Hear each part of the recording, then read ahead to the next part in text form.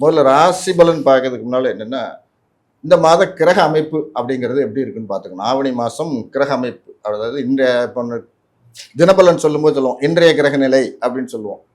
அப்ப இன்றைய கிரக நிலைன்னு என்னன்னா, சந்திரன் மாத்திரம் மூவ் ஆயிட்டு போறது தான் இன்றைய கிரக நிலை சொல்றது. மாத கிரக நிலை அப்படின்னு சொல்லி நம்ம ஆவணி மாசம் அப்படின்னு மாத பலன் எடுக்கிறோம்னா, சூரியனோட மூவ்மெண்ட்டை வச்சு தான் அங்க பலன் எடுப்போம். அதுக்கப்புறம் பார்த்தீங்கன்னா, வருட பலன் எடுக்கும்போது வருட கிரகங்கள் இருக்கு. குரு, சனி, ராகு, கேது. இது வந்து வருட கிரகங்கள். அப்போ குரு வந்து ஒரு வருஷத்துக்கு ஒரு டிரான்சிட், ஒரு ராசிலேருந்து ஒரு ராசிக்கு போவார். அப்போ 12 ராசி அவர் ஒரு ரவுண்ட் அடிக்க 12 வருஷம். ஓகேயா? ராகு கேது ஒரு ராசிலேருந்து ஒரு ராசிக்கு போறதுக்கு 18 மாசம் ஆகும். அதாவது 1.5 வருஷம். ஒரு ராசிக்கு மாறதுக்கு, ஒரு ராசிலேருந்து அடுத்த ராசி போறதுக்கு 18 மாசம். அப்போ 1.5 வருஷம். அப்போ அவர் ஒரு சர்க்கிள் சுத்தி முடிக்கிறதுக்கு 18 வருஷம். ஆமா.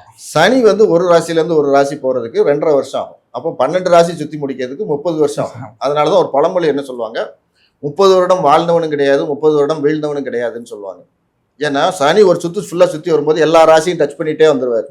அப்போ ஒரு ராசியில வரும்போது ஏதாவது ராசியில பிறந்த ஆளுக்கு அப்ச கொடுத்துருவார்.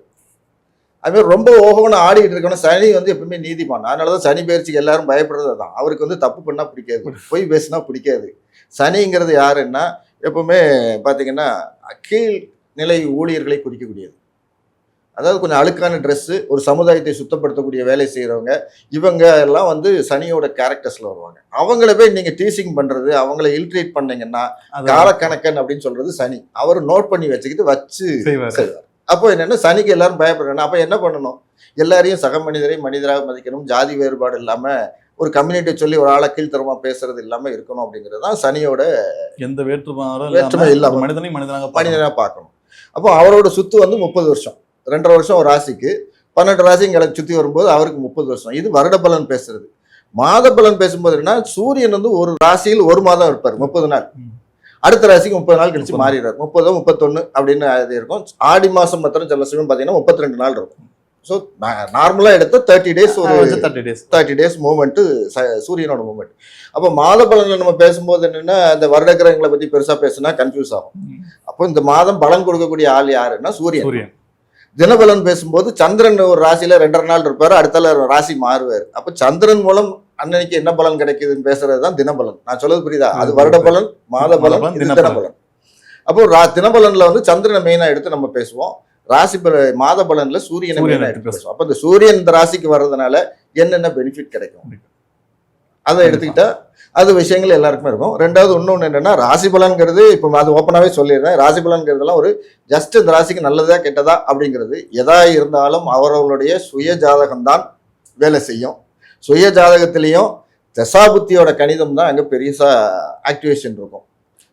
நம்ம வந்து ஜாதகத்தையும் சொன்னாதான் நம்ம நீங்க சொல்றபடி 100% வரணும் சொல்றோம், ஓரளவு பலன் எடுக்க முடியும். ஏன்னா ஒரே நாள்ல ஒரு ஹாஸ்பிட்டல் எத்தனை குழந்தை பிறக்குது, எல்லா குழந்தையும் ஒரே மாதிரி வாழுதான், அதே ராசி தான் இருக்கும், அதே நட்சத்திரம் தான் இருக்கும். ஒரு ரிக்ஷா வீட்டுல பிறந்த பிள்ளையும் இருக்கும், ஒரு பெரிய கம்பெனி வச்சிருக்க ஒரு குழந்தையும் பிறந்திருக்கும்.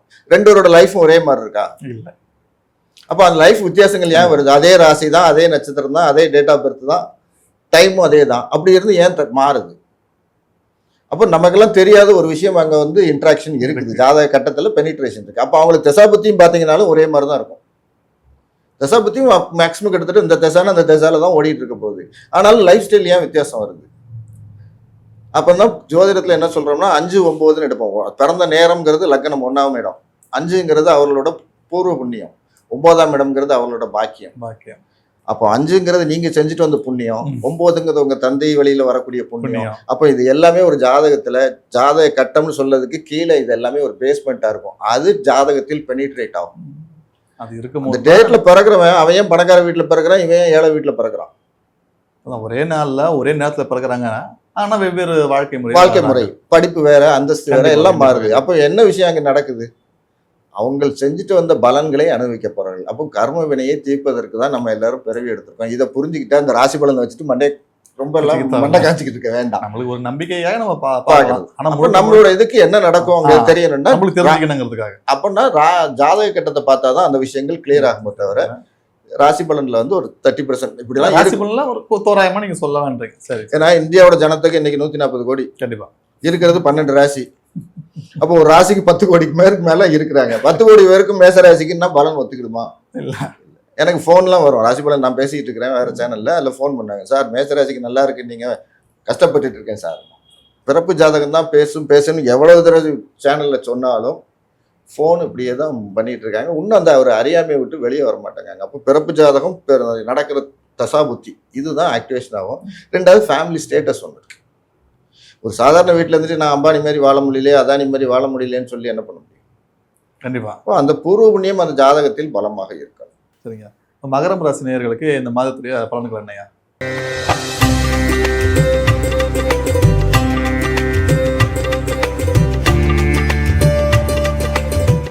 மகர ராசி சிம்பல் அப்படின்னு பார்த்தீங்கன்னா ஒரு முதலை மாதிரி இல்லை ஒரு 2 மிருகம் கலந்த மாதிரி ஒரு உருவம் கொடுத்துருப்பாங்க. அப்போ இவரோட வேலை எப்படி இருக்குன்னா, தண்ணியில் போட்டாலும் கரை சேர்ந்துக்கிடுவாங்க, தரையில் தூக்கி போட்டாலும் நடந்துக்கிடுவாங்க. அப்போ எந்த சூழ்நிலையிலும் சமாளித்து சமாளித்து அது வந்து வெளியே வெளியே வந்துடும். வரக்கூடிய அப்போ என்னன்னா பிரச்சனையை அதிகம் ஃபேஸ் பண்ணக்கூடிய ஆள் யாருன்னா மகர ராசிக்காரர்கள். அதிகமான பிரச்சனை வரும், அதை போராடி ஜெயிச்சு வருவாங்கன்னா ஜெயிச்சு வருவாங்க. பிரச்சனை வர நான் வின் பண்ணுறேன். அதில் தைரியம் அதிகமாக உடைய ஆள் யாருன்னு கேட்டால் மகர ராசி. அதாவது விடாமுயற்சி. தட்டப்பட்டனா நான் இறங்கி பார்க்கணும். தன்னோட சுகத்தை பெரிதுபடுத்துவார்களா என்றால் பெரிதுபடுத்தக்கூடிய ஆட்கள். யார் தரையில் படுத்தாலும் சரி, நான் படுக்கிறது கட்டில் வேணும்பாங்க. எப்படி போனால் எனக்கு கட்டில் மெத்த வேணும். இப்போ ஒரு 4 பேர் இருக்காங்கன்னா இருக்கவங்க அட்ஜஸ்ட் பண்ணாக்கி முதல்ல கட்டில் இதுலேயும் போய் இடம் பிடிக்கிற ஆள் மகர ராசிக்காரர். ரீசன் என்னென்னா 4ஆம் வீட்டு அதிபதி மகர ராசியில் உச்சம். 4ஆம் வீடுங்கிறது சுகஸ்தானம். அந்த சுகஸ்தான அதிபதி அந்த ராசியில் உச்சம் அடைகிறதுனால் அவர்கள் அந்த சுகத்தை அனுபவிப்பதற்கே பிறந்தவர்கள். அப்போ அவங்களுக்கு அந்த விஷயங்கள்லாம் கிடைக்கக்கூடிய அமைப்புடுவாங்க. இந்த மாதம் என்ன ஆகுது, 8ஆம் வீட்டு அதிபதி 8லே வராரு. அதுக்கு மகர ராசிக்கு சிறப்பு கிடையாது. 8ஆம் வீட்டு அதிபதி 8லே வந்தால் வம்பு வழக்கு அவமானங்கள் வருமானு கேட்டால் அதிகமாக வரும். வரக்கூடிய அமைப்பு நெகட்டிவ்ல. பாசிட்டிவ்ல எடுத்தீங்கன்னா அன்எக்ஸ்பெக்டட் பண வரவு, அன்எக்ஸ்பெக்டட் ஒரு கிஃப்ட், இதெல்லாம் கிடைக்குமானாலும். ஏன்னா 8ங்கிறது 2மே இருக்குது. ஒரு நல்லது விஷயம் இருக்குது, கெட்டதும் இருக்குது. நமக்கு கெட்டதே ஏன் பேசுவானே, நல்லது எடுத்துக்கிட்டிங்கன்னா எதிர்பாராமல் இருக்கிறது. எங்கேயோ ஒரு சிட் ஃபண்டில் போட்டு லாஸ் ஆகி போச்சுன்னு பணம் கிடக்கும் தெரியுமா, திடீர்னு கேஸ் முடிஞ்சு அந்த சிட் ஃபண்ட்லேருந்து பணம் வரும். அதுமாதிரி ஊரில் எங்கேயோ கண்ணு காணாமல் வாங்கி போட்ட இடம் ஏதாவது கிடக்கும், திடீர்னு அந்த இடம் சேல்ஸுக்கு வேணும்னு சொல்லி நல்ல ரேட்டுக்கு வரும். அப்போ அன்எக்ஸ்பெக்டடாக இவர்களுக்கு ஒரு பெரிய அமௌண்ட்டை கொடுப்பதற்கு உரிய மாதம் இந்த மாதம். காரணம் என்னென்னா குரு 7லேருந்து ராசியை பார்க்காரு. அப்போ இந்த என்ன நெகட்டிவ் வந்தாலும் குரு பார்வை ராசிக்கு இருப்பதால் இவர்கள் அனைத்து தடையும் தாண்டி செல்வதற்கு வாய்ப்புகள் நிறைய உண்டு. அதே மாதிரி இவர்களுக்கு என்னென்னா கணவனோ மனைவியோ குரு 7ல் இருக்கும்போது என்னென்னா 12ஆம் வீட்டுக்குடையவர் 3வது வீட்டுக்குடையவர். அப்போ 7ல் குரு வரும்போதுன்னா மனைவி கணவன் வழியில் பார்த்தீங்கன்னா அவர்களுக்காக ஒரு சின்ன ஏதாவது மெடிக்கல் செக்கப் போகிறது, இல்லைன்னா விருப்பப்பட்டு அவர்களை ஒரு டூருக்கு கூப்பிட்டு போய் ஏதாவது ஒரு பணத்தை செலவழிக்கணும். ஒன்று மெடிக்கல் இருக்கும், ஆனால் அது நல்லது செலவு பண்ணுறோம், நல்லது செலவு இருக்கு. அப்போ 12ஆம் இடம்ங்கிறது பயணத்தையும் குறிக்கும், மருத்துவத்தையும் குறிக்கும். நீங்கள் நம்ம எப்படி சூஸ் பண்ணுறோன்னு இருக்குது, வயதுக்கு ஏற்ற மாதிரி. அதான் கணவன் மனைவிக்கு ஒரு செலவு உண்டுங்கிறது பொது விதி. நம்ம அந்த வயதுக்கு ஏற்ற மாதிரி பார்த்தீங்கன்னா இப்போ கணவன் மனைவி 50-60 வயசில் இருக்கிறவங்க என்ன பண்ணுவாங்க, கண்டிப்பாக மெடிக்கல் எக்ஸ்பென்ஸ் வந்தோம். கண்டிப்பாக சின்ன வயசுனால மெடிக்கல் எக்ஸ்பென்ஸ் வராமல் இருக்கிறதுக்கு என்ன பண்ணலாம், ஒரு டூரை போட்டு ஜாலியாக ஊரை சுற்றி வந்துட்டோமா, ஒரு செகண்ட் ஹனிமூன் தேர்ட் ஹனிமூன் ஒரு ரவுண்டு போயிட்டு வந்துட்டாங்கன்னா அவங்களுக்கு மகர ராசிக்கு அது நல்ல விஷயம். 4 செவ்வாயின்னு எடுத்திங்கன்னா ராசியிலே உச்சமாகிறதுனால இவர்களோட முயற்சி சுகம் அப்படிங்கிறதெல்லாம் நல்லாவே இருக்கும். 5 சுக்கிரன் 9ல் பாக்கியஸ்தானத்தில் இருந்தாலும் 10ஆம் இடத்திற்கு 1ஆம் தேதிக்கு மேலே வந்துடுறதுனால அந்த விஷயங்கள், அதாவது இது வரைக்கும் கொஞ்சம் ஹிடனாக போய்கிட்டு இருந்த லவ், அதே மாதிரி குழந்தை பாக்கியம், இந்த விஷயங்கள்லாம் கைகூடக்கூடிய அமைப்பு உடையது. அப்போ நல்ல ப்ளஸ்ஸான விஷயம் மகரத்துக்கு என்னென்னா குரு பார்வை 1 வருஷத்துக்கு இருக்கிறதுனால அனைத்து பிரச்சனைகள் ஹடில்ஸ் இருந்தாலும் இவர்கள் அதை தாண்டி செல்வதற்கு வாய்ப்புகள் அதிகமுடைய ராசி மகர ராசி. சிலருக்கான தீர்வுகள் காணப்படும் அப்படின்னு சொல்லுவாங்க. தீர்வு இல்லை, அனைத்தையும் குரு பார்வையை எல்லாத்தையும் எல்லா தோஷத்தையும் போக்குங்கிறனால தாண்டி வெளியே வந்துடலாம் மகர ராசிக்காரர்கள். இவங்களுக்கும் அதே மாதிரி ஒரு 60லேருந்து 65, ஏன்னா குரு பார்வை இருக்கிறனால கண்ணை மூடிட்டு 65 மதிப்பு. இது வரைக்கும் நீங்க கொடுத்ததுலேயே இது 2வது அதிகமாக கொடுத்துருக்காங்க.